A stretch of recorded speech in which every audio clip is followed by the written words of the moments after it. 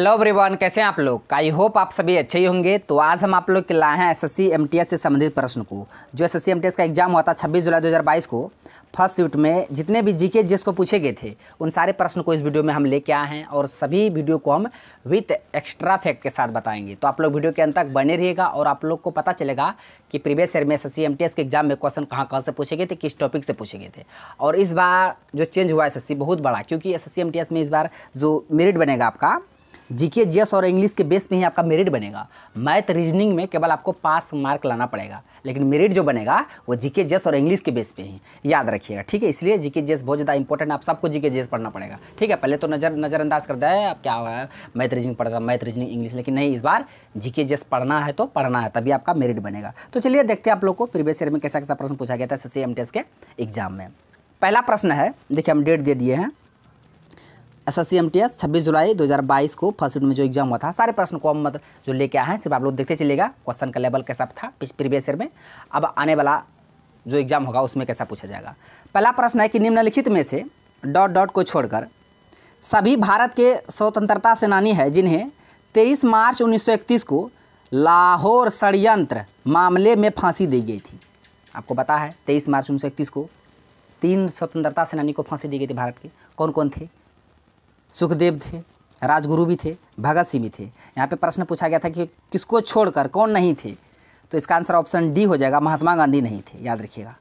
महात्मा गांधी को फांसी नहीं दी गई थी, ठीक है, याद रखिएगा। तो लाहौर षड्यंत्र के मामले में 3 स्वतंत्रता सेनानी को फांसी दिया गया था। किसको किसको? सुखदेव, राजगुरु, भगत सिंह को, याद रखिएगा। इसका आंसर ऑप्शन डी हो गया। तो देखिए सैंडर्स जो था, सैंडर्स की हत्या के लिए भगत सिंह, राजगुरु और सुखदेव पर मुकदमा चलाया गया था, जिसे लाहौर षड्यंत्र के मामले के रूप में जाना जाता है, ठीक है। जो लाला लाजपत राय की मौत का बदला लेने के लिए था, लाला लाजपत राय की मौत का बदला लेने के लिए ये षड्यंत्र था। उसके बाद उन्हें दोषी पाया गया और मौत की सज़ा सुनाई कब? 23 मार्च 1931 को फांसी दी देगी। याद रखिएगा, क्वेश्चन भी पूछता है कि भगत सिंह, राजगुरु, सुखदेव को फांसी कब दी गई थी? 23 मार्च 1931। 23 मार्च 1931, ये डेट को भी आप याद रखिएगा। तो इसमें कौन नहीं था, किसे छोड़कर अन्य तीनों को फांसी देगा? तो महात्मा गांधी नहीं थे उसमें, तो इसका आंसर ऑप्शन डी हो गया। देखिए ये प्रश्न पूछा गया था। अब बढ़ते हैं अगले प्रश्न की ओर। प्रश्न है कि निम्नलिखित में से कौन पहला मौर्य शासक था जिसने शिलालेखों के माध्यम से लोगों तक अपना संदेश फैलाने का प्रयास किया था? ये भी प्रश्न पूछा गया था, ठीक है। यानी कि वह कौन सा पहला मौर्य शासक था? मौर्य वंश के संस्थापक कौन थे? चंद्रगुप्त मौर्य। चंद्रगुप्त मौर्य का बेटा बिंदुसार। बिंदुसार का बेटा कौन था? अशोक। तो याद रखिएगा तीनों, बिंदुसार का बेटा मतलब चंद्रगुप्त मौर्य का बेटा बिंदुसार, बिंदुसार का बेटा अशोक। ऑप्शन में दिया है अशोक, चंद्रगुप्त मौर्य, बृहद्रथ, बिंदुसार। बताइए कि कौन सा पहला मौर्य शासक था जिसने शिलालेखों के माध्यम से लोगों तक अपना संदेश फैलाने का प्रयास किया था? तो इसका जो आंसर होगा ऑप्शन ए हो जाएगा, अशोक। अशोक वह मौर्य वंश का पहला शासक था जिन्होंने अपने संदेशों को शिलालेखों के माध्यम से फैलाने का प्रयास किया था। और ये अशोक जो थे ये मौर्य वंश का तीसरा शासक था, मौर्य वंश का ये तीसरा शासक था, मौर्य वंश का तीसरा शासक था। यानी कि चंद्रगुप्त मौर्य का पोता था, चंद्रगुप्त मौर्य का ये पोता था कौन? अशोक, याद रखिएगा। और बृहद्रथ ये मौर्य वंश का अंतिम शासक था, बृहद्रथ मौर्य वंश का अंतिम शासक था, याद रखिएगा। मौर्य वंश के बारे में थोड़ा बताते हैं, ठीक है। मौर्य वंश, मौर्य वंश संस्थापक कौन थे? चंद्रगुप्त मौर्य, चंद्रगुप्त मौर्य थे संस्थापक। और चंद्रगुप्त मौर्य का बेटा कौन था? बिंदुसार। कौन था? बिंदुसार। बिंदुसार को ही अमित्र घात की उपाधि को धारण किए थे? बिंदुसार, याद रखिए। ये भी प्रश्न बहुत बार पूछा जाता है, अमित्र घात की उपाधि किसने धारण किए थे? बिंदुसार। यानी कि चंद्रगुप्त मौर्य का बेटा बिंदुसार, अब बिंदुसार का बेटा कौन था? सम्राट अशोक। सम्राट अशोक बिंदुसार का बेटा था। ये तीनों के याद रखिएगा ऊपर से 1 2 3। मौर्य वंश का संस्थापक चंद्रगुप्त मौर्य, उसका बेटा बिंदुसार जिसे अमित्र घात कहा गया। उसके बाद अशोक था मौर्य वंश का तीसरा शासक। और मौर्य वंश का अंतिम शासक, जितना प्रश्न बनेंगे आज हम सबको लिखाएंगे, ठीक है। सिर्फ आप लोग देखते चलिएगा, आज के सेशन में बहुत कुछ आपको सीखने को मिलेगा। मौर्य वंश का अंतिम शासक कौन था? बृहद्रथ, बृहद्रथ, बृहद्रथ, ठीक है। तो इसको याद रखिएगा। इसका आंसर बताए थे, इसका आंसर अशोक हो जाएगा, ठीक है, जिन्होंने अपना संदेश शिलालेखों के माध्यम से फैलाने का प्रयास किया था। नेक्स्ट है कि समीर भारत की लोकसभा का चुनाव लड़ना चाहता है, वह किस आयु में ऐसा कर सकता है। देखिए ऐसा प्रश्न कैसे घुमा के पूछ दिया, डायरेक्ट ऐसे भी पूछ सकता था कि लोकसभा चुनाव लड़ने की न्यूनतम आयु कितनी होनी चाहिए, कितनी आयु होनी चाहिए, लेकिन नहीं, कैसे पूछा। देखिए समीर भारत की लोकसभा का चुनाव लड़ना चाहता है, वह किस आयु में ऐसा कर सकता है ना। तो देखिए कितने वर्ष की आयु में लोकसभा का चुनाव लड़ सकता है, 18 वर्ष या 25 वर्ष या 21 वर्ष या 30 वर्ष। तो याद रखिएगा इसका आंसर ऑप्शन बी हो जाएगा, 25 वर्ष की आयु में लोकसभा का चुनाव लड़ सकता है, जिसकी आयु 25 वर्ष है। ठीक है, लोकसभा का चुनाव लड़ने की न्यूनतम आयु 25 वर्ष लोकसभा। राज्यसभा में अगर चुनाव लड़ना है राज्यसभा में तो उसकी आयु कितनी होनी चाहिए, न्यूनतम 30 वर्ष। और 21 वर्ष ये ग्राम पंचायत में मुखिया जो होता है, मुखिया वार्ड सदस्य हुई, ग्राम पंचायत में चुनाव लड़ने की न्यूनतम आयु 21 वर्ष। ये 18 वर्ष वोट डालने का जो उम्र है 18 वर्ष है न्यूनतम। याद रखिएगा चारों को।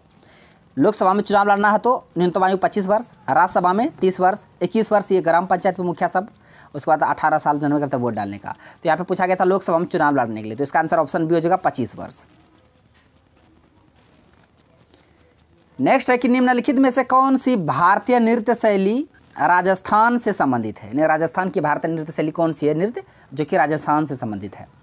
कालबेलिया, कथक, ओडिसी, भरतनाट्यम। तो भरतनाट्यम में तमिलनाडु के हैं। देख रहे हैं क्वेश्चन कैसे कैसे पूछा गया था, देख रहे आप खुद देख लीजिए। ओडिसी तो उड़ीसा का है, उतना टफ ही नहीं पूछा गया था। ठीक है, उड़ीसा का। कथक तो उत्तर भारत का है, कथक उत्तर भारत का। एक तो बच गया, जो बच गया वही राजस्थान का होगा। इसका आंसर ऑप्शन ये हो जाएगा कालबेलिया। बहुत बार पूछा गया है कि कालबेलिया लोक नृत्य किस राज्य का है, तो राजस्थान का। कालबेलिया राजस्थान, कालबेलिया राजस्थान, कालबेलिया राजस्थान, आप याद रख लीजिएगा। ठीक है, कथक उत्तर भारत, ओडिसी उड़ीसा, भरतनाट्यम तमिलनाडु, कालबेलिया राजस्थान। एक पूछता है कथकली, क्या पूछता है, कथकली, एक और मोहिनीअट्टम, कथकली मोहिनीअट्टम। जितना भी इंपॉर्टेंट है जो पूछा जाता है एग्जाम में हम सबको लिखा देंगे। ठीक है, जो प्रश्न पूछा गया तो उसको हम लेके आए हैं, जो इसके साथ जो एक्स्ट्रा फैक्ट लिखा रहे हैं ये सब आप याद कीजिएगा। ठीक है, कथकली केरल का। एक पर्व पूछता है केरल से संबंधित, ओनम, ओनम और अट्टुकल पोंगल, अट्टुकल पोंगल, पोंगल तमिलनाडु का, लेकिन अट्टुकल पोंगल केरल का, अट्टुकल पोंगल केरल का। तो चारों को याद रखना है केरल से रिलेटेड। कथकली केरल का, मोहिनीअट्टम केरल का, ओनम पर्व केरल का, अट्टुकल पोंगल केरल का। चारों प्रश्न यहाँ से याद रखना है आपको। इसका आंसर क्या था बता दिए, ऑप्शन ए कालबेलिया राजस्थान से संबंधित है। नेक्स्ट है कि उत्तर प्रदेश में जमींदारी व्यवस्था को किस स्वतंत्रता सेनानी ने समाप्त किया था और जिन्हें 1955 में गृह मंत्री के रूप में मनोनीत किया गया था। ठीक है, उसको आपका नाम बताना है, उसका नाम क्या था। ज्योतिबा फुले, गोपाल कृष्ण गोखले, गोविंद बल्लभ पंत, लाला हरदयाल। तो इसमें तो गोविंद बल्लभ पंत ही यूपी से संबंधित है, उत्तर प्रदेश से। तो इसका आंसर ऑप्शन सी हो जाएगा, गोविंद बल्लभ पंत। ठीक है, प्रश्न क्या पूछा गया था कि उत्तर प्रदेश में जमींदारी व्यवस्था को किस स्वतंत्रता सेनानी ने समाप्त किया था, यानी कि जमींदारी व्यवस्था को समाप्त किया था उत्तर प्रदेश में कौन, तो गोविंद बल्लभ पंत, जिन्हें 1955 में गृह मंत्री के रूप में भी मनोनीत किया गया था। तो इसका आंसर ऑप्शन सी हो गया। नेक्स्ट है कि 1590 में मथुरा के पास वृंदावन के गोविंद देव मंदिर का निर्माण बलुआ पत्थर से किया गया था। कौन सा बलुआ पत्थर था, यहाँ खाली जगह भरना था। पीला बलुआ पत्थर, लाल बलुआ पत्थर, सफ़ेद बलुआ पत्थर, काले बलुआ पत्थर। देखिए यहाँ पे कलर से पूछ लिए, तो पत्थर तो यूज किया गया था बलुआ पत्थर का, लेकिन कौन सा कलर का था। आप देखिए, आप लोग खुद बता गए कितना प्रश्न को आप सही कर पाते हैं। आज के जो हम लेके आए प्रीवियस ईयर में देखना सब पूछा गया था। किस कलर का बलुआ पत्थर का यूज किया गया था, मथुरा के पास वृंदा मंदिर के जो गोविंद देव मंदिर है उस मंदिर का निर्माण में किस तरह के बलुआ पत्थर का यूज किया गया था। पीला नहीं होगा, सफ़ेद भी नहीं होगा, काला भी नहीं होगा। इसका आंसर ऑप्शन बी हो जाएगा, लाल बलुआ पत्थर का यूज किया गया था मथुरा के पास वृंदावन के गोविंद देव मंदिर को बनाने में। ठीक है, इसके बारे में थोड़ा जान लेते हैं। देखिए, गोविंद देव जी मंदिर वृंदावन और उसके आसपास के प्राचीन और ऐतिहासिक मंदिरों में से एक है। इस मंदिर का निर्माण राजा मान सिंह ने 1590 में कराया था। कब, 1590 में राजा मान सिंह ने कराया था। उन्होंने इस मंदिर को बनाने के लिए लाल रेत पत्थरों का इस्तेमाल किया था। देखिए लाल आ गया ना, लाल, अभी कलर पूछा था वहाँ पे। और इसका लगभग 500 वर्षों से महान ऐतिहासिक और आध्यात्मिक महत्व रहा है। तो किस कलर का बलुआ पत्थर, तो लाल। तो इसका आंसर ऑप्शन बी हो गया, लाल। याद रखिएगा सारे प्रश्न को, क्योंकि एसएससी बहुत बार प्रश्नों को रिपीट करता है। नेक्स्ट है कि 2011 की जनगणना के अनुसार, सेंसस से तो बाबू सब एग्जाम में पूछा जाता है। 2011 की जनगणना के अनुसार भारत के निम्नलिखित में से किस राज्य का लिंगानुपात सबसे अधिक है, सेक्स रेशियो सबसे अधिक किस राज्य का है। तो सबसे अधिक तो ये केरल का है, सबको पता होगा, सबसे अधिक केरल का है। लिंगानुपात सबसे अधिक केरल का है।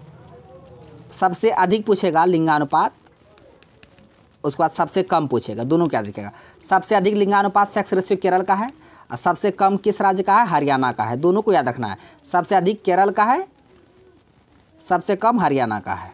इसका आंसर ऑप्शन बी हो गया। साक्षरता भी सबसे अधिक केरल का है, सबसे कम बिहार का। नेक्स्ट है उस्ताद जाकिर हुसैन निम्नलिखित में से किस संगीत वाद्य यंत्र से मुख्य रूप से जुड़े हुए हैं? उस्ताद जाकिर हुसैन, तो ये भी प्रश्न बहुत बार पूछा गया था। बांसुरी तो हरिप्रसाद चौरसिया होगा। बहुत बार भी पूछा गया था कि हरिप्रसाद चौरसिया का संबंध किससे है? हरिप्रसाद चौरसिया, इसका संबंध किससे है? बांसुरी से। हारमोनियम से नहीं होगा। संतूर से एक नाम बहुत फेमस है, याद रखिएगा, शिव कुमार ही था ना, शिव कुमार ही था, ठीक है, शिव कुमार शर्मा। तो संतूर वादक कौन थे? शिव कुमार शर्मा का संबंध किससे? संतूर से। तबला से जाकिर हुसैन है, तबला से। तो इसका आंसर ऑप्शन सी हो जाएगा, तबला। हाई हारमोनियम से भी एक ठो लिख लीजिएगा नाम, बहुत इंपॉर्टेंट है, ठीक है। हारमोनियम से संबंधित है आर के बीजापुरे, आर के बीजापुरे का संबंध हारमोनियम से है, ठीक है। बांसुरी का संबंध हरिप्रसाद चौरसिया का संबंध बांसुरी से, आर के बीजापुरे का संबंध हारमोनियम से, शिव कुमार शर्मा का संबंध संतूर से, ये संतूर वादक थे। और यहाँ जाकिर हुसैन पूछा गया था, इसका आंसर ऑप्शन सी हो जाएगा, तबला से संबंधित थे।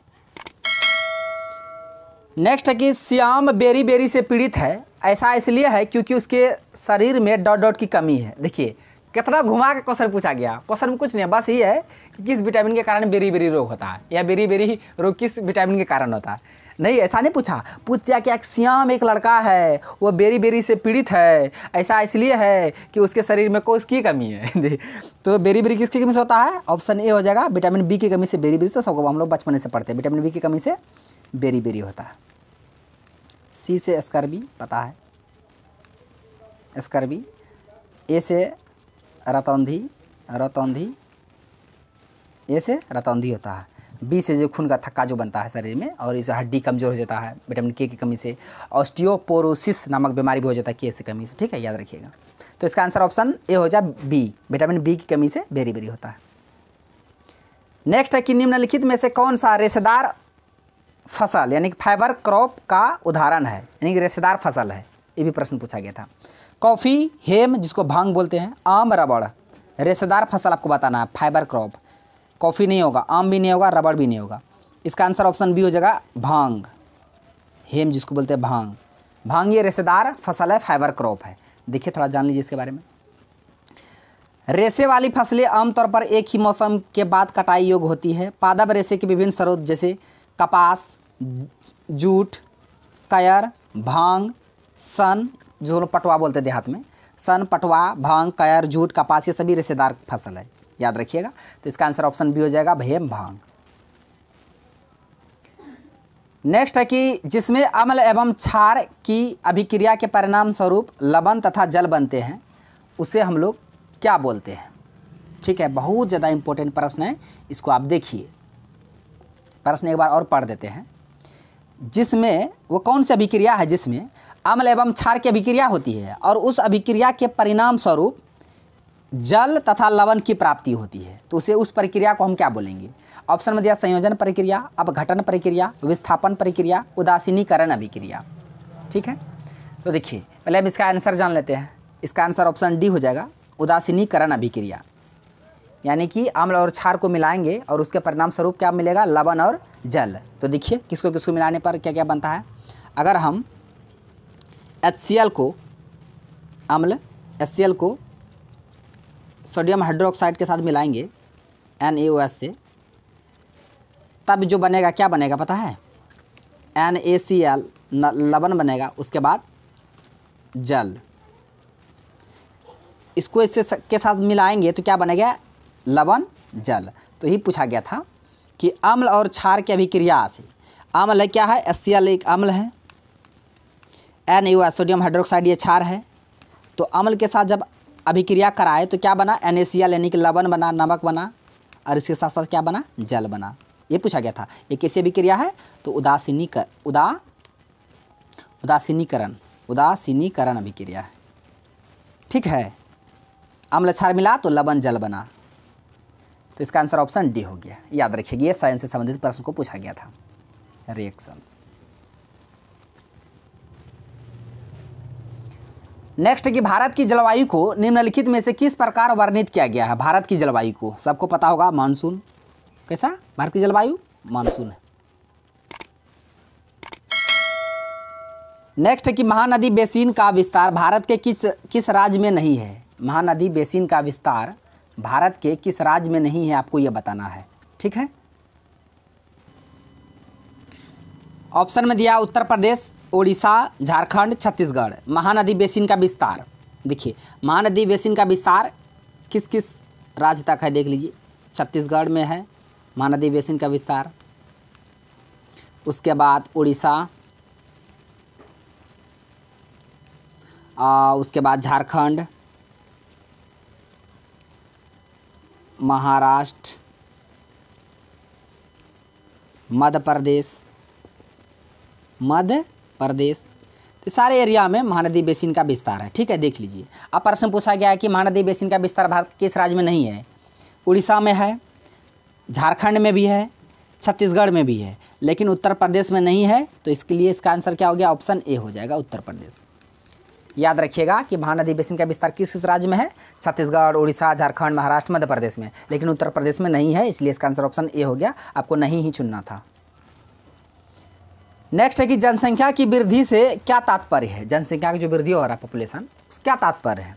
ऑप्शन में दिया मृत्यु दर और जीडीपी में अंतर, जन्म दर और जीडीपी में अंतर, जन्म दर और मृत्यु दर का योग, जन्म दर और मृत्यु दर का अंतर। देखिए यहाँ जनसंख्या की बात हो रहा है, जीडीपी कहाँ से आ जाएगा? बट जीडीपी बनाना होगा, जन्म मृत्यु दर योग तो होबे नहीं करेगा। देखिए जितना जन्म लिया है और जितना मरा है, जन्म लिया है उसमें मरा हुआ को घटा देंगे, जो बचेगा वही ना जनसंख्या होगा ना, वही जनसंख्या वृद्धि होगा। मान लिए एक साल में मान लिए 1000 का जन्म हुआ, अब 500 मरिए गया, जब 1000 में 500 घटाएंगे, जितना बचेगा वही जनसंख्या वृद्धि हुआ आपका। तो याद रखिएगा जन्म दर और मृत्यु दर का अंतर होता है। ठीक है, जनसंख्या की वृद्धि से हमारा क्या तात्पर्य है? जन्म दर और मृत्यु दर का अंतर। इसका आंसर ऑप्शन डी हो जाएगा। याद रखिएगा, जितना जन्म लिया है जन्म दर और जितना मरा है उसको घटा देंगे तो जो आएगा वही जनसंख्या वृद्धि दर होगा। तो इसका आंसर ऑप्शन डी हो गया। ये इकोनॉमिक्स से संबंधित प्रश्न था। देख रहे हैं ना किस किस टॉपिक से प्रश्न पूछा जा रहा है। नेक्स्ट है कि मेहरुनिसा ने सम्राट जहांगीर से कब शादी की थी। देखिए ये प्रश्न मेहरुनिसा कब शादी किया था आपको बताना वही। ठीक है, मेहरुनिसा शादी किससे की? जहांगीर से की थी। जहांगीर का बचपन का नाम सलीम था। बहुत बार एग्जाम पूछा जाता है कि जहांगीर का बचपन का नाम क्या था? सलीम था। तो बता दे शादी 3 में नहीं किया था, 2 में नहीं किया था, 20 में नहीं किया था। इसका आंसर ऑप्शन ए हो जाएगा, 11 में किया था। 1611 ईस्वी में मेहरुनिसा ने सम्राट जहांगीर से शादी की थी। याद रखिए कब? 1611 ईस्वी में। डेट को याद रखिएगा, हिस्ट्री से संबंधित प्रश्न थे। ये आज का लास्ट प्रश्न है। और भी प्रश्न पूछे गए थे कुछ कुछ, वो करंट अफेयर से संबंधित है। मान लिए 20, 21, 22 का करंट अफेयर पूछा गया था, अभी उसको पढ़ के क्या कीजिएगा? तो अभी 23 आ गया, इसलिए हम करंट अफेयर के प्रश्न को नहीं लेके आए, सिर्फ जीके जीएस को प्रश्न के लेके आए। ठीक है, तो याद देखिए प्रश्न पूछा गया उत्सव से कि बेहदीन खलम, ये नया हमको अभी लग रहा है। ठीक है, याद रखिएगा एसएससी में से करता है जो पर्व त्योहार डांस जो पूछा जाता है, मतलब कैसा कैसा पूछा जाता है पता नहीं चलता है। मतलब जो सबको पढ़ता है, जो मतलब फेमस रहता है उसको नहीं पूछता है, वो अंदर तक पूछता है, जो पढ़ता नहीं उसको पूछता है। देखिए बेहदीन खलम उत्सव किस राज्य में मनाया जाता है? उत्तर प्रदेश, मेघालय, झारखंड, पश्चिम बंगाल। तो याद रखिएगा बेहदीन खलम उत्सव मेघालय में मनाया जाता है। किस राज्य में? मेघालय में। तो इसका आंसर ऑप्शन बी हो जाएगा, मेघालय। मेघालय की राजधानी क्या है? शिलोंग। सबसे अधिक वर्षा मेघालय के चेरापूंजी में होता है। याद रखिएगा सबसे अधिक वर्षा। असम राइफल्स का मुख्यालय भी यहीं पे है। तो फ्रेंड्स आज का प्रश्न बस यहीं तक था, सारे प्रश्नों को हम बता दिए। आई होप आपको वीडियो पसंद आया होगा। यदि वीडियो पसंद आया तो मेरा वीडियो को लाइक कीजिए तथा हमारा यूट्यूब चैनल कर दीजिए जीएस अड्डा को सब्सक्राइब करिए, और सारे प्रश्न का पीडीएफ आपको कर दीजिए जीएस अड्डा के नाम से ही टेलीग्राम में चैनल है, वहाँ पे जाके जुड़ जाइए और सारे प्रश्न का पीडीएफ वहाँ पे हम डाल देंगे। तो थैंक्स फॉर वॉचिंग वीडियो, धन्यवाद। अब मिलते हैं नेक्स्ट वीडियो में नेक्स्ट टॉपिक के साथ, तब तक के लिए जय हिंद।